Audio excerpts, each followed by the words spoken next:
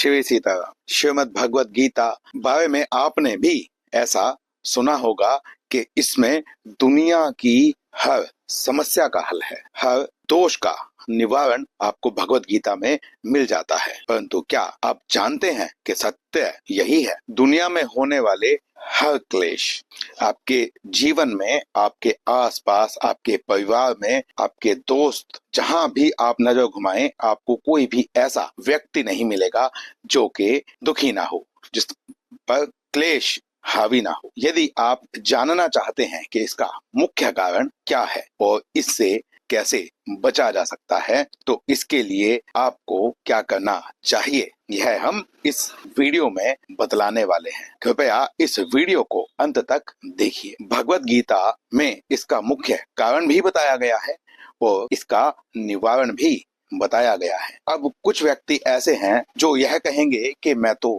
नास्तिक हूँ, एथीस्ट हूँ, मैं क्यों भगवत गीता की बात मानूं। हम आपको ऐसी बात बतलाएंगे कि इसको देखकर, सुनकर आप भगवत गीता पे आस्था रखते हो या न रखते हो, ईश्वर को मानते हो या न मानते हो, इससे ईश्वर को कोई फर्क नहीं पड़ता है। बस यही मुख्य पॉइंट है। आज के समय में जो भी क्लेश होते हैं वह किस प्रकार के होते हैं? कोई पूंजी को लेकर होता है, कोई भूमि को लेकर होता है, कोई इज्जत को लेकर होता है और कोई महत्वाकांक्षा को लेकर होता है। आप हर व्यक्ति सुख चाहता है, वह यह चाहता है कि उसको सब कुछ मिल जाए। यह जो मिलने की आशा है, यह ही सबसे मुख्य कारण बन सकता है। आओ जानते हैं कि कैसे। एक पिता अपने पुत्र से क्या चाहता है कि वह पढ़ लिख कर अच्छा बन जाए, अच्छा कमाने लगे। एक पुत्र अपने पिता से क्या चाहता है? अवस्था के हिसाब से आप स्वयं देख लीजिए कि यदि वह छोटा है तो वह खिलौने, स्कूल बैग, कपड़े, जूते, इस प्रकार की चीजें मांगता है, चाहता है। और यदि वह बड़ा है तो वह अपने जीवन में अपने पिता के, माता के दखल अंदाजी को कम करना चाहता है या समाप्त ही कर देना चाहता है। आज के परिप्रेक्ष्य में एक पत्नी अपने पति से क्या चाहती है? वह उससे सम्मान चाहती है, प्रेम चाहती है और बराबरी का हक चाहती है। पति अपनी पत्नी से क्या चाहता है? आदर, सम्मान, घर में सुख शांति। यह सब चाहत जो है, यह बहुत अच्छी बात है। परंतु आप जब किसी व्यक्ति से कुछ चाहते हैं तो क्या आपने उस व्यक्ति को यह बतलाया है कि आप उनसे क्या चाहते हैं? क्या आपने कभी इस बात पर विचार किया है कि वह व्यक्ति जो आप चाहते हैं उसे देने में सक्षम है कि नहीं? क्या आपने कभी उसकी स्थिति, परिस्थिति को जानने का प्रयास किया है या बस ना कर देने मात्र से ही आपकी भुकुटी चढ़ जाती है? जब भी व्यक्ति कुछ चाहता है, चाहे वह किसी भी अवस्था में हो, किसी भी स्तर पर हो, जब व्यक्ति कुछ चाहता है और उसे वह नहीं मिलता है तो उसमें क्रोध उत्पन्न होना स्वाभाविक है। आपको यदि कोई वस्तु चाहिए, आप उसे लेना चाह रहे हैं, यदि वह वस्तु आपको नहीं मिलती है तो आपको क्रोध आएगा। अब मुख्य बात यह है कि आप जान गए हैं कि आपको क्रोध क्यों आता है, परंतु आप एक बात वो सोचें कि यह जो क्रोध है, यह जो आ रहा है, यह क्या उस वस्तु पर आता है जो आप पाना चाहते थे या उस पर आता है जो आपको इस वस्तु को, उस विषय को पाने नहीं दे रहा है? आप गौर करेंगे तो आपको जो क्रोध आता है वह उस बाधा पर आता है जो आपको आपकी मन वांछित वस्तु को प्राप्त करने नहीं दे रही है। अब यहाँ पर वह जो साधन है, वह आपको मन वांछित वस्तु जो है प्राप्त करने नहीं दे रहा है, उसके भी दो विभाग किए जा सकते हैं। पहला वह व्यक्ति होगा जो आपसे द्वेष करता है, जो आपको खुश नहीं देखना चाहता है। दूसरा वो होगा जो आपका भला चाहता है। वह जानता है कि यहाँ पर आपको क्षणिक खुशी तो मिलेगी, परंतु इसके जो परिणाम है वह गंभीर होने वाले हैं, तो वह भी आपको रोकता है। दोनों पर आपको क्रोध आता है। एक पर क्रोध आना, चलिए किसी तरह से मान भी लेते हैं कि सही हो, परंतु दूसरे पर क्रोध आना सही नहीं है, जबकि क्रोध तो आना ही नहीं चाहिए। अब यदि आप कहें कि क्रोध नहीं आना चाहिए, क्रोध आने के क्या नुकसान है, तो क्रोध आने से आपका विवेक, निर्णय लेने की क्षमता, आप जो क्रिया करने वाले हैं उसका परिणाम आपके लिए और सामने वाले के लिए क्या होगा, यह सोचने के विभाग को ही समाप्त कर देता है।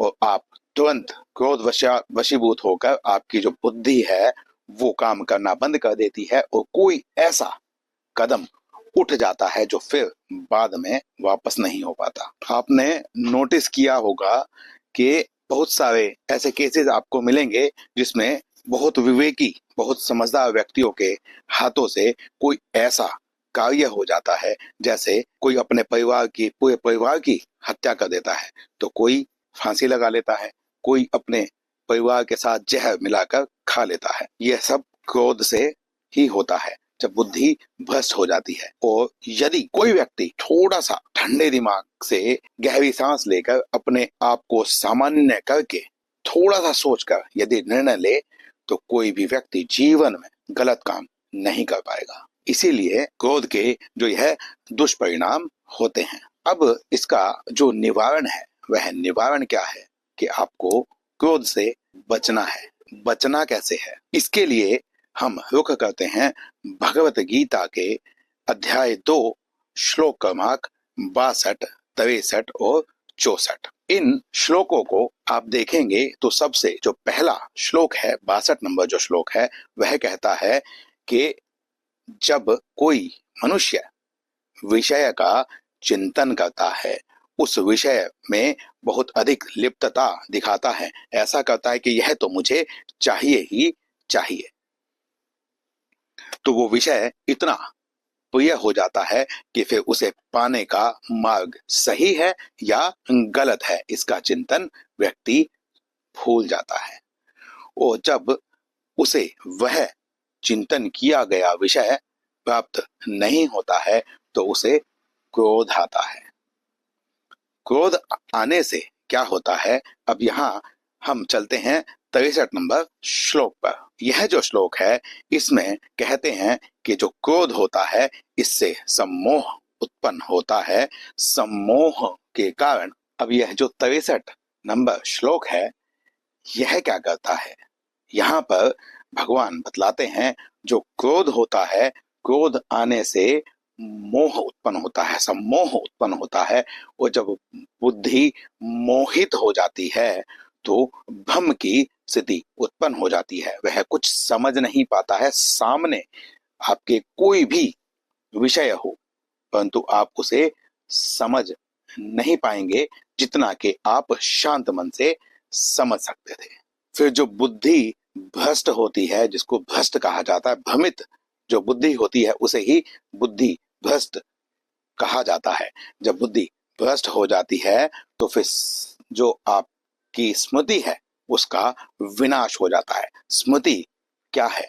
स्मृति है जो आपको करणीय अकरणीय का भेद सिखाती है। यह करणीय और अकरणीय आपको कैसे पता चलता है? स्मृति का अर्थ होता है याद करना, कुछ ऐसा जो आपने कभी सुना है, देखा है, पढ़ा है, आप जानते हैं कि ऐसा उस समय पे हुआ था, तो उसका परिणाम क्या था। यह स्मृति का नाश हो जाए तो बुद्धि समाप्त हो जाती है और मनुष्य का नाश हो जाता है। अब आते हैं श्लोक नंबर 64 पर।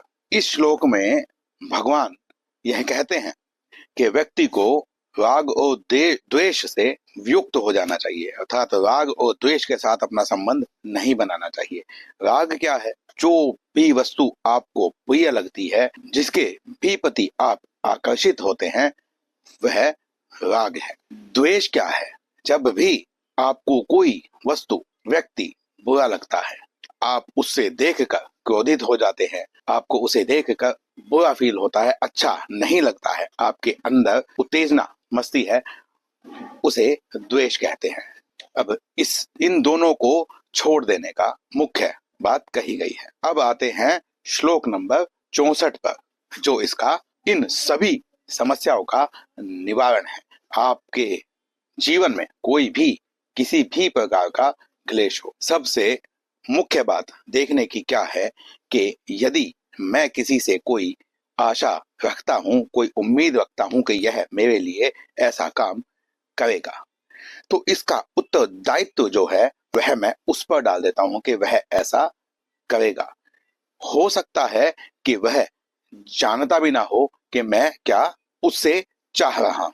अब यदि वह जानता ही नहीं है कि मैं क्या चाहता हूँ, तो वह मेरी उम्मीद पर खरा कैसे उतरेगा। दूसरी बात यह है कि यदि वह जानता भी है कि मैं क्या चाहता हूँ, परंतु क्या मैं उसकी स्थिति परिस्थिति पर विचार कर रहा हूँ कि वह जो मैं चाहता हूँ उसे पूरा करने के लिए प्रयास कर रहा है या नहीं कर रहा है। वह जो मैं चाहता हूँ वह उसके वश में भी है या नहीं है। इसीलिए यदि मैं इतना विचार कर भी लूं तब भी क्लेश नहीं होगा।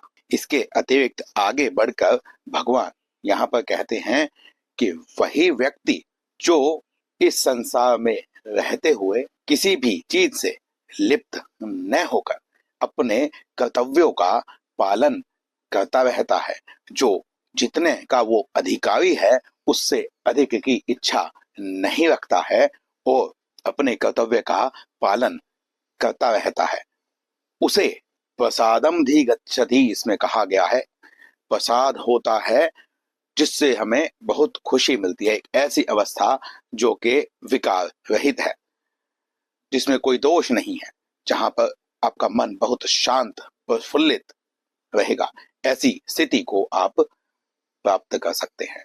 यदि आप साधारण उदाहरण से समझना चाहें, जैसे एक बैंक का कैशियर होता है, वह पूरा दिन जो धन आता है उसे गिनकर सही तरीके से एक एक नोट को सेट करके रखता है, परंतु क्या वह उसमें से कुछ लेता है? नहीं लेता है। और यदि लेता है तो फिर वह चोर होगा, ये तो आप भी जानते हैं।